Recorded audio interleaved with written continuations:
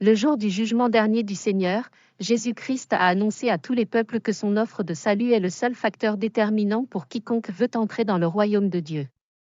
Une personne qui rejette l'offre de salut de Jésus n'aura pas sa place dans le royaume de Dieu.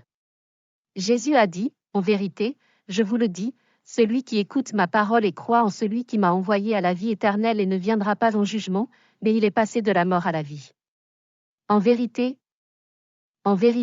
je vous le dis, l'heure vient, et elle est maintenant, où les morts entendront la voix du Fils de Dieu, et ceux qui l'entendront vivront. Car, de même que le Père a la vie en lui-même, de même il a donné au Fils d'avoir la vie en lui-même, et il lui a donné le pouvoir d'exercer le jugement, parce qu'il est le Fils de l'homme. » Jean 5, 24-26. Leçon, le jour du Seigneur du jugement viendra certainement pour que tous les peuples en fassent l'expérience. Les morts et les vivants feront face au tribunal de Dieu. Le Créateur enverra les pécheurs impénitents au feu de l'enfer, mais il enverra les pécheurs repentis au ciel. Les personnes classées comme pécheurs repentants sont celles qui se sont repenties de leurs péchés et ont également accepté Jésus-Christ comme leur Seigneur et Sauveur personnel. Les pécheurs non repentants sont les personnes, mortes ou vivantes, qui ont refusé de déclarer Jésus-Christ comme le Fils de Dieu, et qui ont également refusé de l'accepter comme leur Sauveur.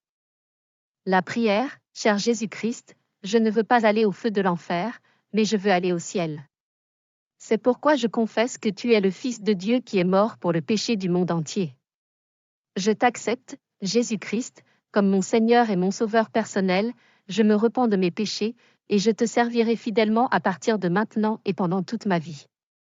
Que Dieu me vienne en aide. Amen.